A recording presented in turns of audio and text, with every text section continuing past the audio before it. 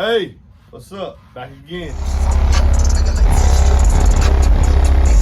That first bass note hit me in the chest, and I was just like, there's no way that's 2/8. MBEnclosures has his own YouTube channel, and this guy is an animal when it comes to designing boxes.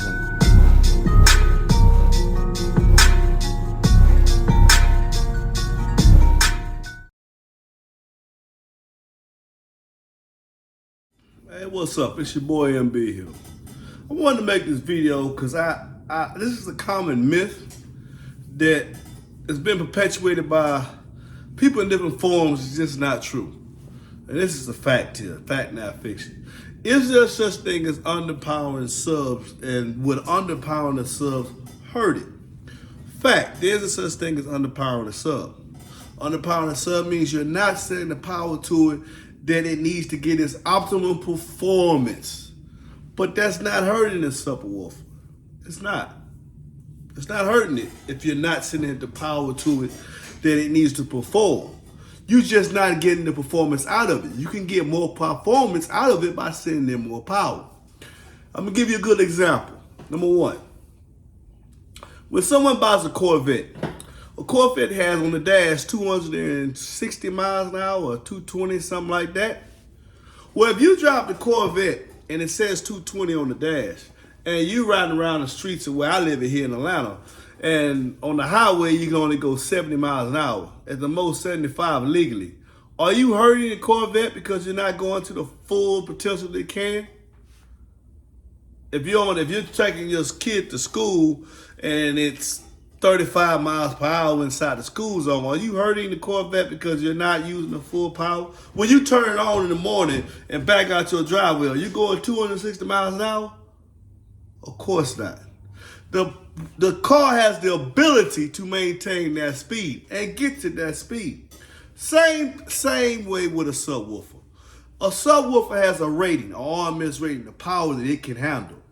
Some high-end manufacturers like 𝐷 𝐭, Fallsgate, Digital Designs, they actually tell you, hey man, this subwoofer will produce a discernible output at this range and this range.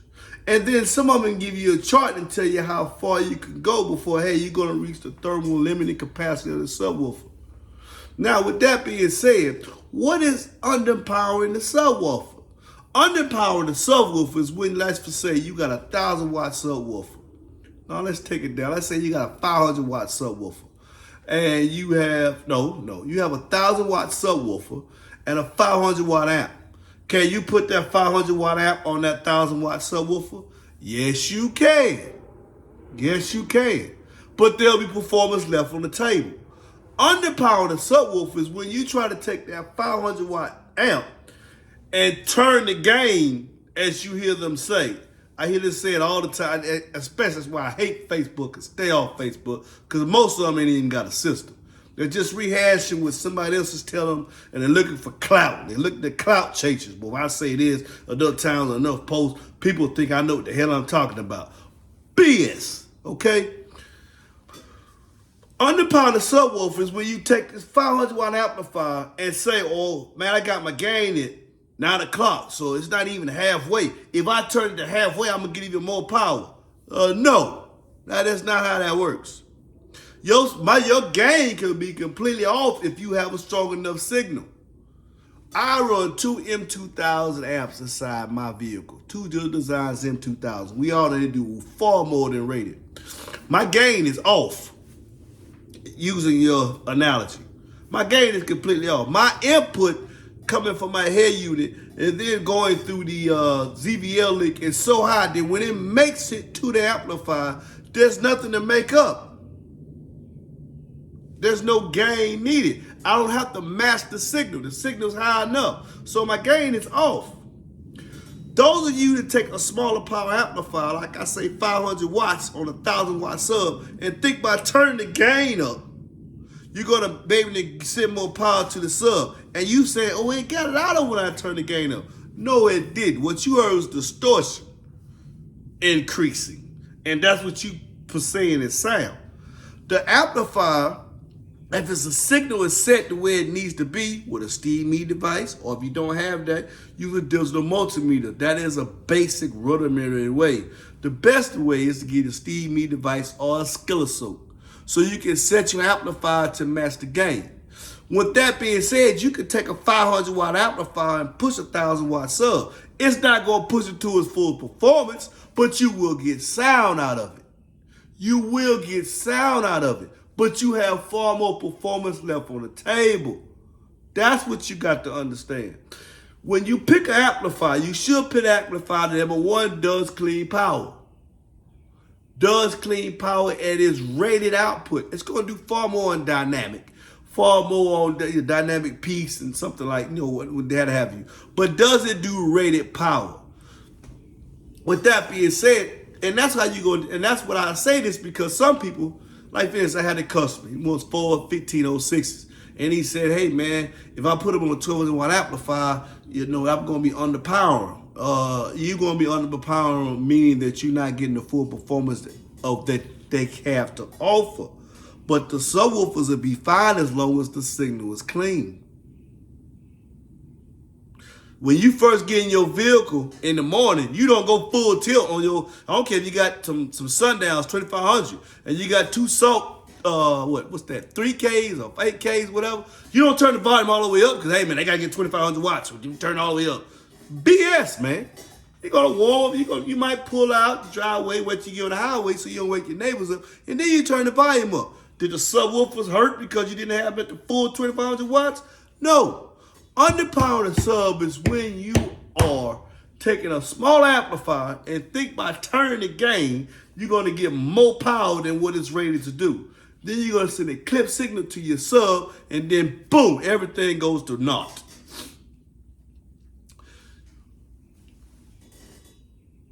Most reputable subwoofers, well, all subwoofers, all signals, man, they're going to make some kind of noise when you power them. Some woofers have big gaps. You need to have a certain amount of power to even get any kind of certain output out of it. Some, like the brands I back, are highly efficient, which means I can put I got my 1506s, each pair on the M2000, far more power than they need, but I could have put them on a 1200. Am I giving the full power to amp? No. I have it because, number one, I'm a YouTube blogger. I'm always testing out different stuff. So these 8s getting out there, some of them getting Enclosures and say they got 8s that can do 2,000, 1,500 watts RMS. I got the power to see if that joker can do that. But I also can dial it back to run. I got my 25 8s on the M2000. Far more power than is needed. But that don't mean you have to do that. I could put them on a 1500. They were fine on the Fallsgate 1500 before I put them on the 2000. You understand what I'm saying? So underpowering a subwoofer means this here. Do not try to get a small amplifier to do more power than is rated to feed your subwoofer by turning the gain knob up, thinking the gain is an increase in power. That's where you're making your mistake. Make sure your stuff is set correctly, your 500 watt amplifier and your 1,000 watt sub. And then when your money matches where you can increase the electrical, then buy your bigger amp and make sure it's set correctly. The thing is to make sure your amplifier is set correctly, it'll power and move your sub. Hell, there's a guy named, what's the guy's name? He owns he owns, EMF Audio. He put a nightshade on a single Sundown 8. Plenty of videos of how did he do that, man? I put over 10,000 watts. He said it correctly. There's a such thing as overpowering your sub when you keep turning the volume more than what the woofer can handle. You'll smell it, you destroy it. Underpowering the sub, if it's a clean signal, you just know that you got more performance on the table. Man, I got this ZV5 Sundown on 500 watts. It's moving. Well, why you ain't got a big amp? I can't afford one right now, man. But the signal's set clean, so I'm getting just a little bit of bass out of it. I know I can put more power to it. When my money matches the ability to buy a big amplifier and increase my electrical to support the amplifier, I would do so. But in the meantime, I'm going to use this power right here to move my woofer. And that's what MB got to say on that subject there, man. Stop telling your people, man, you got, especially these shops, tell you, man, you got to buy this amplifier to push this because you don't want to underpower the sub. Run from that clown right there. If you selling me the amplifier because this is the money I got to spend, you should be able to set this small amplifier on the subwoofer and just tell me, hey man, when you get your money right, I can sell you a bigger amplifier and some electrical upgrades, you can run more power. But it will move the subwoofer and give you some measure of bass. Peace. Fat Not Fiction. I know it's gonna make a lot of y'all mad at them shots because you know what I mean, you messing cutting into my money. Well, stop selling people BS, man. Peace.